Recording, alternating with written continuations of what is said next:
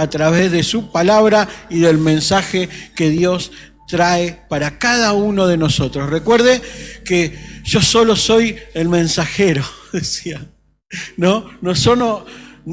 Nada, el mensaje viene de parte de Dios. Nosotros, los predicadores, aquellas personas que pasan por este lugar a traer el mensaje siempre es de Dios.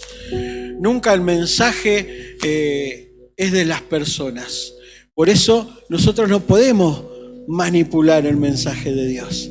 Tratamos de oír, orar y decirle: Señor, guíame. Y es el Señor que, por lo menos en lo personal, a mí me suele suceder de esta manera. Es como cuando te tiran un balde de agua desde arriba y ¡boom!, te inunda. Bueno, eso me pasa a mí cada vez que tengo que predicar y pedirle al Señor: dame el mensaje, Señor. Yo no sé qué querés que predique, pero dame el mensaje. Y el Señor, así como un baldazo de agua fría, cae en mi vida y ¿sabe qué? Agarro la lapicera y empiezo a escribir. Empiezo a escribir y solo pareciera que fluye. Y el Señor va poniendo cosas en mi mente. Así que tengo el mensaje de parte de Dios para transmitirle el día de hoy, que lo titulamos de esta manera. A ver si está la imagen, Lalo. Miren el título que le pusimos: un antes y un después. Como vemos en la imagen esa, tan hermosa imagen que preparó el pastor Cristian, vemos un gusano, ¿sí? Un gusano, ¿sí? El más chiquito es el gusano. Luego ese gusano se transforma en una hermosa y bella mariposa. ¿Qué es lo que nos sucede a cada uno de nosotros cuando conocemos al Señor? No podemos decir que somos los mismos. No podemos decir que nuestra vida hemos conocido al Señor y pasó y transitamos y seguimos siendo igual. No podemos decir eso. Yo en particular, personalmente, puedo decir que hay un antes y un después, que el Señor atravesó mi vida, que el Señor me transformó y aún sigue transformándome. Y el mensaje que el Señor trajo para que comparta con cada uno de ustedes tiene que ver con un antes y un después, luego de haber oído el mensaje de Dios. Y la transformación, esa transformación de pasar de ser un gusano a ser una hermosa mariposa. Y hay un proceso en el medio. Y hay un proceso con cosas que nos suceden y el Señor las utiliza para forjar nuestro carácter, porque el Señor lo que quiere es pulirnos, y a veces nos raspa, y a veces nos duele, y a veces el Señor nos somete a pruebas, como iniciaba la reunión la pastora Ruth, que iniciaba la reunión. Pasamos por procesos difíciles, por el agua, por el fuego, ¿sí? Pero así esos procesos difíciles hacen que nuestro carácter se forje. No hay otra manera. La palabra de Dios declara en los libros de Proverbios que el fierro se afila con el fierro. Y el hombre, en el trato con el hombre, en el trato con otro hombre te vas puliendo. En un matrimonio es el mejor de los ejemplos, en el cual uno se va puliendo y va sacando las cosas que sobran, ¿sí? Y las cosas que se van a enriquecer. Entonces de esto se trata la palabra de Dios. Si hay algo que estimula la fe de muchos, es el poder ver las personas cuando llegan a esta casa y ver cómo Dios fue obrando en esas personas, y hoy los vemos totalmente diferentes. No hay cosa más estimulante para la fe de aquellos que ya pertenecían a la casa, de ver personas que entran en una condición y que se van de otra. Y eso tiene que ver con el poder de Dios trabajando en las personas. Entonces, ¿qué es lo que hace? Estimular nuestra fe. Eso estimula nuestra fe. Nos hace pararnos firmes y decir: wow, lo que Dios está haciendo en este hermano es tremendo. Como lo que Dios hizo en mi vida. Voy a poner un ejemplo, ¿sí? Acerca de lo que yo era, y de lo que hoy soy y de lo que seguiré siendo en el Señor. Esto es así. Yo, cuando conocí al Señor, le predican a Marcela, mi esposa. Le predican la palabra de Dios a Marcela, y en ese tiempo en que le predican a Marcela estábamos distanciados, estábamos con el matrimonio roto, Y hay una persona que es la que le comparte el evangelio a Marcela y le dice, ¿sabías que Dios puede cambiar a tu esposo? ¿Saben lo que hizo Marcela? ¿Quién lo va a cambiar? Dijo. ¿Quién lo va a cambiar? Se rió. ¿Quién lo va a cambiar? No, imposible. Imposible. Y el muchacho la miró fijamente a los ojos y le dijo, el Señor puede cambiar a tu esposo. Gloria a Dios por ese varón. Gloria a Dios. Es muy larga la historia, no quiero explayarme mucho en esto, pero el Señor obró en mí. Una persona que era posesiva, celosa en extremo, era controlador. Era más el padre que el esposo de Marcela. Era más el padre que el esposo. Estaba cumpliendo otro papel, Lucas. Y sin embargo el Señor, cuando conocí a Cristo, empezó a forjar mi vida. Me empezó a darle forma. Y empecé a entender muchas cosas. Empecé a entender la verdadera manera de amar, ¿sí? La verdadera manera de cuidar. Y empezó a transformar mi vida, quitándome los celos, la posesión, esa cosa de querer controlar absolutamente todo. Entonces el Señor empezó a transformar mi vida, a darme paz sobre todas las cosas, porque no tenía paz antes de conocer a Cristo. Esto en particular con respecto a mi vida, que hay un antes y un después, ¿sí? Y eso podemos dar testimonio.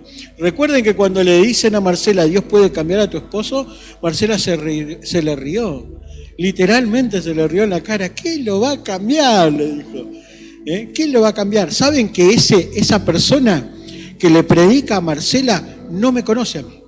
Yo conozco el testimonio de ese muchacho a través de lo que Marcela me cuenta. A lo largo de la historia, del tiempo, pasaron años, 2, 3 años, el pastor Esteban me dice, vení, vamos a un encuentro. Me dice, de una iglesia, vamos a un encuentro, acompáñame. Me fui con el pastor Esteban al encuentro y había un predicador. Y el predicador empezó a contar su testimonio. Y cuando empezó a contar su testimonio, yo dije, es tal cual lo que Marcela me había dicho. Entonces terminó de predicar, me le acerco al muchacho y le digo, ¿vos sos Nelson? Sí, me dice. ¿Yo sabés quién soy? El esposo de Marcela Medina, aquel que vos le dijiste que Dios lo podía transformar. Oh, el muchacho se le cayó la quejada al piso y dijo, tremendo, ¿en serio? Sí, soy yo, aquel que vos le dijiste que Cristo lo podía, sin conocernos, yo ni sabía quién era, pero sin embargo con escuchar el testimonio creo que ese muchacho, no había oro en el mundo que se compare con haber sentido lo que sintió en ese muchacho. Es tremendo. Así que mire qué grande es Dios, que obra de estas maneras preciosas. Yo sé que cada uno de ustedes tiene un testimonio precioso. Yo acá podríamos quedarnos horas y horas diciéndole con el micrófono, a ver, ¿qué hizo Dios en tu vida? ¿Qué hizo Dios en tu vida? ¿Qué hizo Dios en tu vida? Podemos estar horas y horas y horas y días contando el testimonio. Para aquellos que por ahí hoy están de visita, que no le conocen, que nunca asistieron a una reunión como esta y por ahí se sienten, ¿viste? ¿Dónde me metí? Porque yo me sentí así por primera vez. Pero cuando oí los testimonios del poder de Dios, de lo que Dios hace en la vida de cada uno de ustedes, eso a mí verdaderamente me impactó. Ahora, estos cambios evidencian, ¿sí?, que Dios está interrumpiendo y transformando la vida de cada uno de nosotros. Entonces dice que el entorno de nuestra vida tanto es así que el Señor transforma y hay un antes y un después, que la misma historia dice que hay un antes de Cristo y un después de Cristo.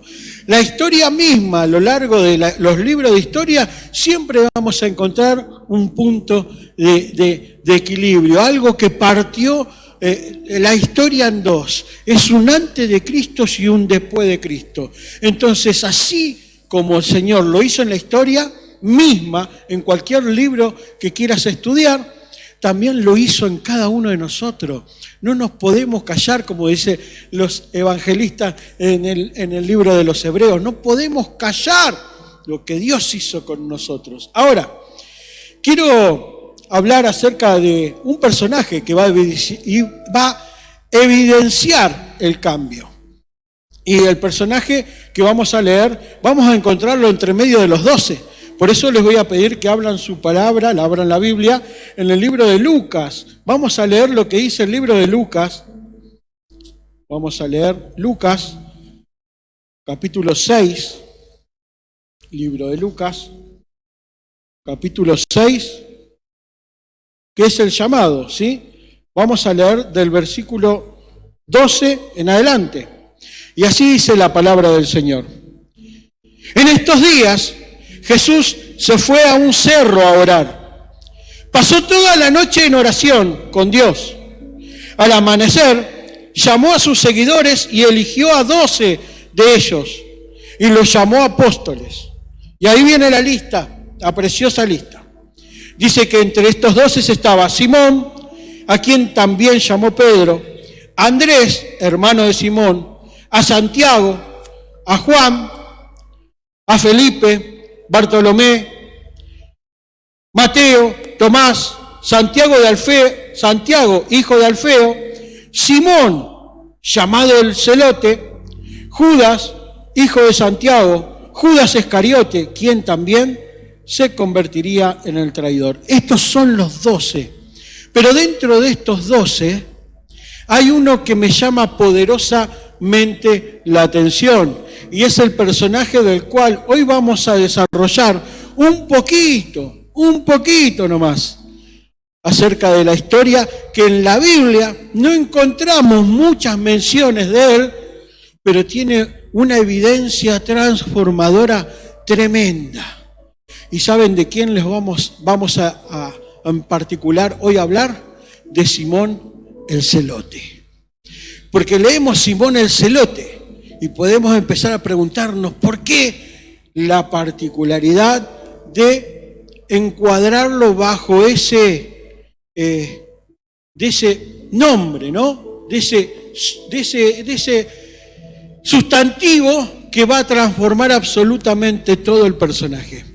Entonces, vamos a desarrollar quiénes eran los celotes para esa época y en esa vida. ¿Sabe que el personaje que hoy vamos a tocar en los libros de Lucas, en el libro de Lucas, lo llama el celote?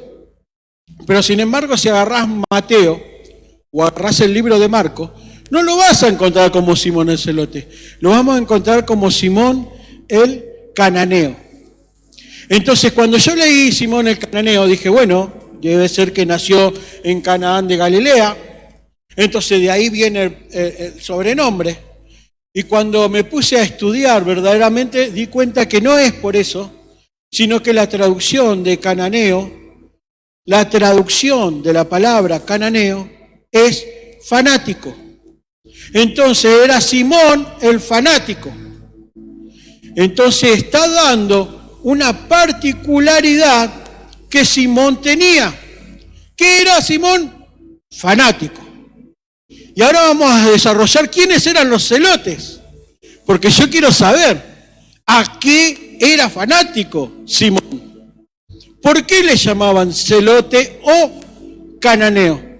Entonces, era fanático de algo. Entonces, estudiando, escudriñando los libros, encuentro quiénes eran los celotes. Y estos puntos particularmente les voy a pedir que los tengan en claro, porque nos va a ilustrar mucho de la vida transformadora de Simón a través de estar cerca de Cristo. Mire, los celotes, ¿quiénes eran los celotes? Tengo 6 puntos. El primero, un grupo de asesinos y terroristas. Un grupo de asesinos y terroristas. Eso eran los celotes. Para esto voy a incluirlo en la historia geográfica en la cual se encontraba el pueblo hebreo. El pueblo hebreo había sido conquistado ¿por quién? Por Roma. El imperio romano estaba en el dominio y subyugaba al pueblo hebreo.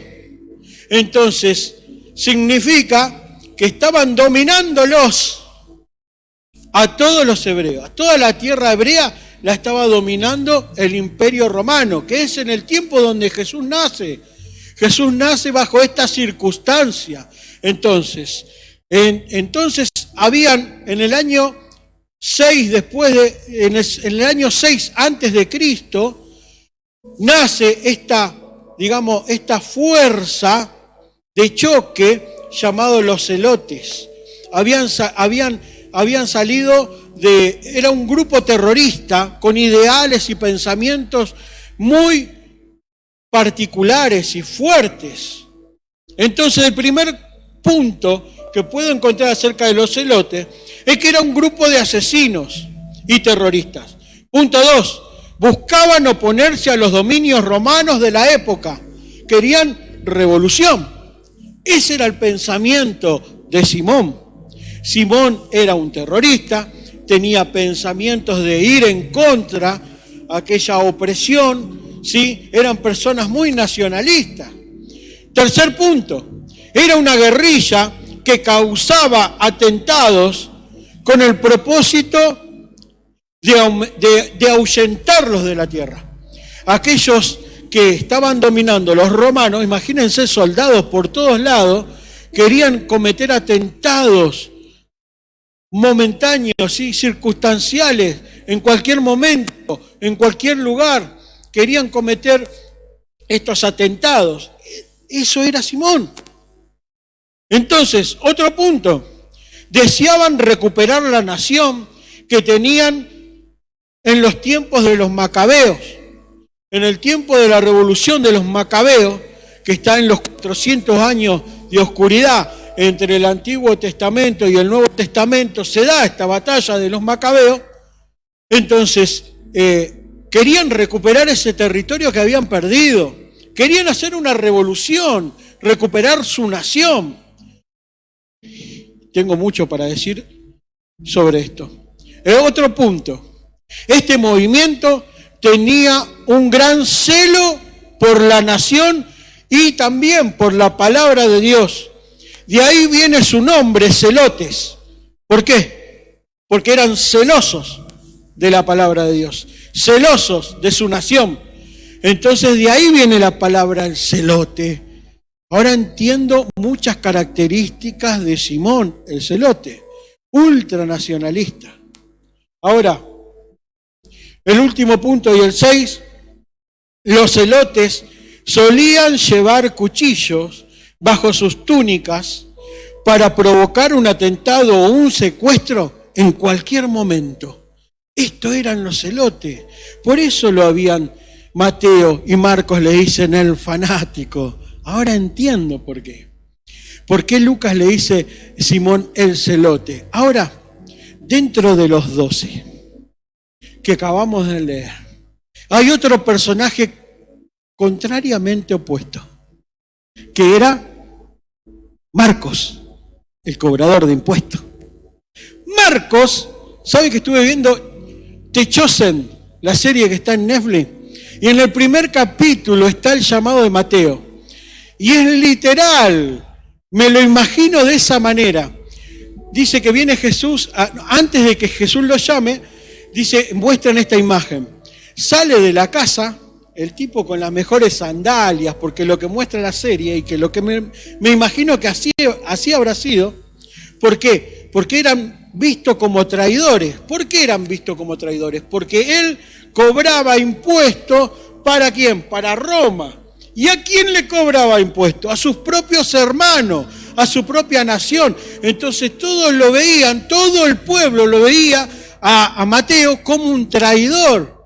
Entonces, ¿qué pasaba? La serie muestra que se subía escondido y había contratado a alguien que lo iba a transportar, ¿no?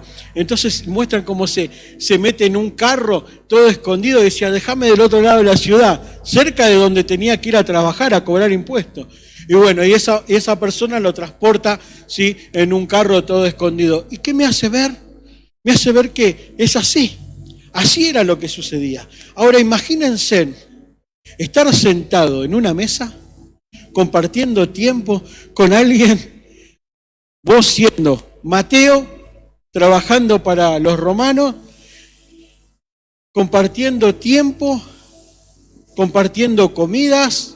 ¿Con quién? Ahí enfrente con un celote, que sabías que era un terrorista, que en cualquier momento se le soltaba la cadena y podía cometer cualquier cosa. Con un celote.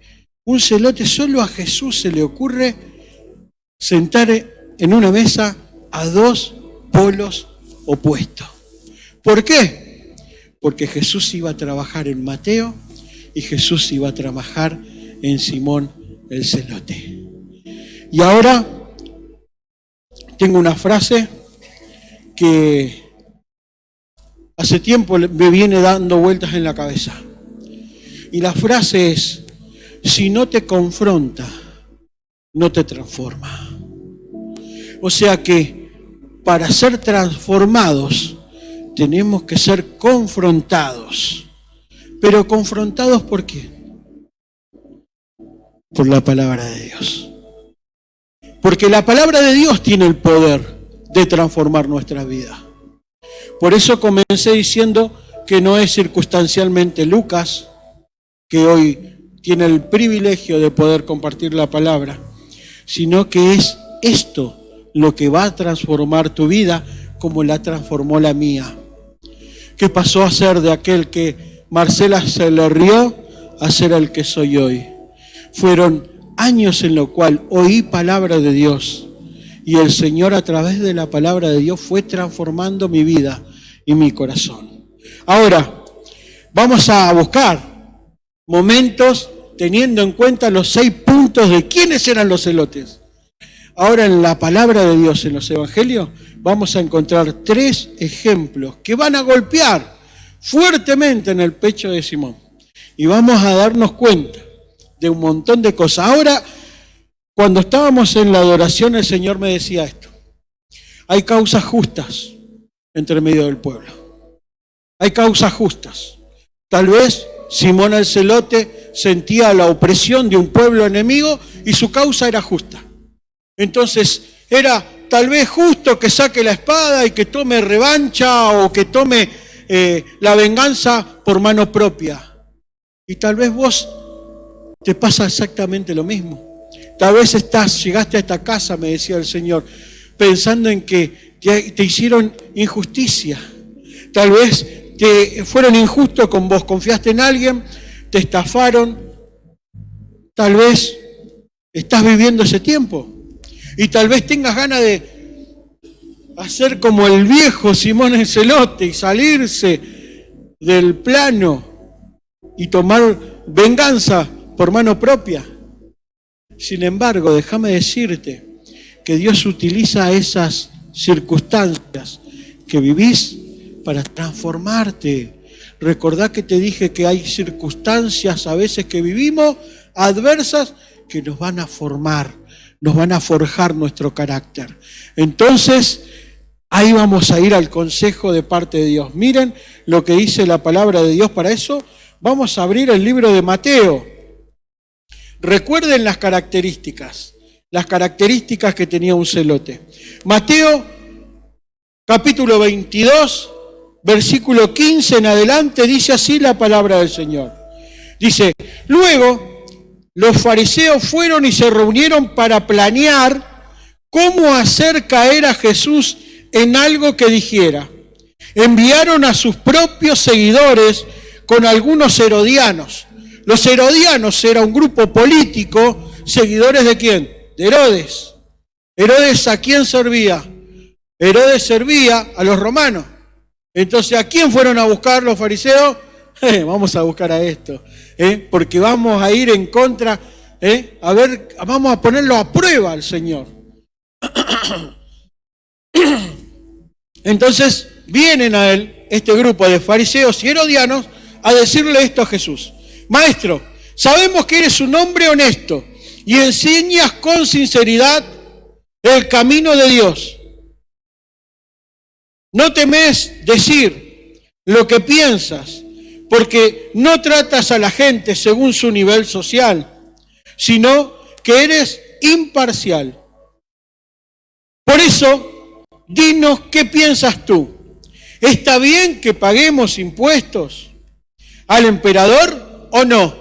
Esa era la pregunta con la cual intentaban hacer caer a Jesús en sus trampas. Jesús se dio cuenta de sus malas intenciones y les dijo: hipócritas, ¿por qué tratan de ponerme una trampa? Muéstrenme una moneda con las que pagan los impuestos. Ellos le dieron una moneda de plata. Entonces él les dijo: ¿de quién es esa imagen que está en la moneda y el nombre que está escrito en ella? Ellos dijeron: del emperador. Entonces les dijo: den al emperador lo que es del emperador y a Dios lo que es de Dios. Cuando ellos escucharon esta respuesta, se asombraron y se alejaron. La versión más conocida dice: denle a César lo que es de César y a Dios lo que es de Dios. Ahora, ¿recuerdan quién era Simón el Celote? ¿Se imaginan escuchar eso? ¿Se imaginan escuchar de que tenían que pagar impuestos y cumplir? Esto verdaderamente me está confrontando, habrá dicho Simón el Celote. Con todas las ideales, todos mis ideales que tenía, me están golpeando en el pecho. Seguramente Simón el Celote miró para el costado y dijo: Pedro, te hablan. No me hago cargo. Pedro, esa palabra era para Pedro y justo Pedro no vino hoy. Porque a veces hacemos eso, ¿no? Esa palabra no es para mí. Y empezamos a mirar, era justo para el hermanito que no vino hoy. Bueno, Simón el Celote seguramente oía las palabras de Jesús y seguramente esas palabras golpeaban el pecho. ¿Recuerdan? Si no te confronta, no te transforma. ¿Querés ser transformado por Dios? Deja que la palabra de Dios te confronte. Dejate moldear, no a como se me ocurre a mí, no como se le ocurre al pastor, no como se le ocurre a cualquiera que esté en la plataforma. Dejate moldear por Dios. Deja que Dios le dé forma a tu vida, a tus pensamientos, que te renueve por completo, que te convierta de un gusano feo, como dice esa imagen, a una hermosa mariposa. Pero hay un proceso, y el proceso de estar de los gusanos que tiene que romper es un proceso, y seguramente hay cosas que duelen, hay cosas que molestan. No de un día para el otro termina siendo mariposa. Hay un proceso y el Señor a veces nos quiere acomodar en un molde que no nos gusta ser acomodados. Pero no tiene que ver con aquel, tiene que ver con la palabra de Dios. La palabra de Dios, hay un texto precioso en el Nuevo Testamento, en las cartas paulinas, donde dice que la palabra de Dios es como un espejo. Dice que a través de que vos lees la palabra de Dios como un espejo. ¿Por qué? Porque vos la lees y vos estás viendo tu propia vida. Por eso es importante tener comunión con la palabra de Dios, leer la palabra de Dios, escudriñar la palabra de Dios, estudiar la palabra de Dios, oír la palabra de Dios. Porque esa es la manera en que el Señor va a transformar nuestro ser. Tengo un segundo ejemplo. Para eso los invito ahí nomás también, en el libro de Mateo. Vamos a leer ahora. Recuerden los ideales que tenía Simón. Y vamos a leer Mateo 5, versículo 38 a 42. Dice así: ¿ustedes han oído que se dijo ojo por ojo, diente por diente?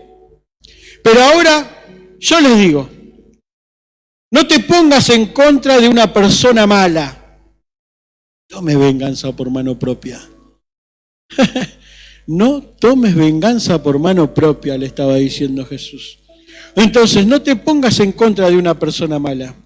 Mejor, si alguien te da una bofetada en la mejilla derecha, muchos queremos borrar este versículo, dice, si alguien te da una bofetada en la mejilla derecha, deja que te pegue también en la otra. Para un poquito, que te pegue también en la otra. Versículo 40 dice, si alguien trata de ponerte una demanda para quedarse con tu camisa, entrégale la capa. Si alguien te obliga a caminar 1 kilómetro con él, camina 2. Al que te pida algo, dáselo. Y al que te pida prestado, préstaselo. Ahora, esto que acabo de leer va en contra lo que el mundo, ¿no? Va en contra. Si te la hacen, el que las hace las paga, te dicen, ¿viste? El que las hace las paga. Y si no, hay que hacérsela pagar. Venimos de ahí. Venimos del mundo. Con esos pensamientos, con esos ideales. Venimos, si me la hiciste, la vas a pagar, vas a ver, te la voy a hacer. Si me hiciste una broma, te voy a hacer una broma doble o peor. En todos, yo me imagino que todos, en la fábrica, hay un muchacho que le encanta agarrar a alguien de punto y darle. Entonces estaba mi compañero, el Chachi, que le decimos Chachi, estábamos ahí juntos trabajando y Chachi me decía, estoy pensando, estaba todo el día así. Y yo lo miraba y decía, ¿y qué estás pensando, Chachi? Estoy pensando en hacerle una maldad, me decía, me decía. Yo lo miraba y decía, pará, ¿qué maldad? No, me está volviendo loco. Le voy a hacer una maldad. Quería hacerle una maldad más grande que el otro le estaba haciendo. Porque venimos de ese pensamiento. Venimos con esas características delante de Dios. Pero Dios aquí nos está transformando. Dios nos está hablando claramente a cada uno de nosotros. Mire, cuando Jesús dice y habla acerca de la milla, había una ley romana que decía que cualquier soldado de la milicia romana se encontraba o cruzaba con algún hebreo, podría decirle, hey, hebreo, tomá, cargame, no sé, me estaba mudando la heladera, cargame la heladera 1 milla. Y el hebreo, por más que estaba trabajando, estaba haciendo lo que tenía que dejar suspender todo lo que estaba haciendo y agarrar la carga y llevársela 1 milla. ¿Saben cuánto es 1 milla? Son 16 cuadras. 1,6 kilómetros. 16 cuadras. Imagínense que 16 cuadras tenía que trabajar. Y Jesús le está diciendo, no lo lleves 1 milla, llévalo 2. Anda más allá. Y esto tiene que ver con un desafío que Dios nos está haciendo a cada uno de nosotros. Dios nos está desafiando. Dios está queriendo forjar nuestro carácter. Recuerde esto. Dios nos quiere transformar. Pero para eso debemos oír palabra de Dios. Porque la palabra nos transforma. Recuerde eso. Entonces, imagínense Simón el Celote. Recuerde Simón el Celote que estaba ahí con esos ideales que le acababa de contar al principio, con esos ideales, ya no tan solo le estaba diciendo, como lo dijo en los textos que leímos antes, sino que ahí también le estaba diciendo que carguen el doble de millas, que pongan la otra mejilla. ¿Sí? El Señor le está diciendo, hagan más de lo que ustedes, sus capacidades, o no cumplan solamente con esto. No paguen mal por mal, dice la palabra en el libro de Gálatas. Cuando en el libro de Gálatas, luego de decir lo de la cosecha, de todo lo que el hombre siembra, eso cosecha, porque Dios no puede ser burlado, dice, no paguen mal por mal, sino que paguen bien por mal, porque es la manera en la cual vamos a dar testimonio de que somos diferentes. Tercer y último punto que traje para compartir con ustedes, lo encontramos en el libro de Mateo también, capítulo 8, versículo 5 al 10. Dice así la palabra del Señor. Cuando Jesús entró a Capernaum, se acercó un capitán romano. ¿Qué es un capitán romano? Un capitán romano se le acerca a Jesús y le dice, para pedirle su ayuda. El capitán le dijo, Señor, mi siervo está en cama, no se puede mover y tiene un dolor terrible. Entonces Jesús le dice, iré a sanarlo. El capitán le contestó, Señor, no merezco que vayas a mi casa, pero tan solo den la orden y mi siervo quedará sanado. Porque yo estoy bajo autoridad de mis superiores y a la vez tengo muchos soldados bajo mi autoridad. Y si le digo a un soldado ve, él va. Y si le digo al otro ven, él viene. Y si le digo a mi siervo haz esto, él lo hace. Cuando Jesús escuchó esto, se admiró mucho y les dijo a los que le seguían, les dijo la verdad, nunca he visto en Israel a nadie con tanta fe. ¿A quién le estaba diciendo Jesús? A un capitán romano. Imagínense que pareciera que Simón decía, otra vez no, Señor, otra vez con esto, basta, basta. Y decime si a veces no venís a este lugar y escuchás palabras de Dios y ¿quién le contó al pastor? Porque todos dicen, ¿quién le contó al pastor? ¿Quién le habrá chusmeado al pastor? Nadie. Es el Espíritu Santo hablando. Es el Señor hablando directamente a tu corazón. Porque el Señor quiere transformar. Porque el Señor está interesado en que haya un antes y un después en nuestras vidas. Como lo hubo en la vida de Simón el Celote. La pregunta que me dice es que, ¿cómo creo yo? ¿Cómo cree usted que golpeaban estas palabras la vida de Simón el Celote? Yo me imagino que golpeaban muy, pero muy fuerte. Tengo un último texto como conclusión. Mire lo que dice la palabra de Dios. Para eso le pido que abra su Biblia en 2 de Corintios, versículo 3, capítulo 3, versículo 18. Dice de esta manera la palabra de Dios, como conclusión, ya termino. Dice, con la cara descubierta, dice esta versión. Todos nos quedamos mirando fijo. Y así somos transformados a su imagen, cada vez más con gloria. Este cambio viene del Señor, es decir, del Espíritu Santo. Pero aquí hay algo que es muy particular, que dice con la cara descubierta, que tiene que ver con la sinceridad con la cual nos tenemos que presentar delante de Dios. ¿Qué sinceridad? Con la sinceridad es decir, con transparencia. Vengo delante de ti, Señor, porque soy pecador. Porque me pasó esto, hice esto y me equivoqué en esta. Entonces te pido perdón. Venir con un corazón, no con apariencias, aparentando ser lo que no somos. Porque ese es una barrera para que Dios pueda transformar nuestra vida. Lo que Dios está interesado es en nuestra sinceridad. Señor, me cuesta esto. Señor, tengo problemas con esto. Quiero entregarte, quiero que me ayudes. Quiero que transformes mi carácter, Señor.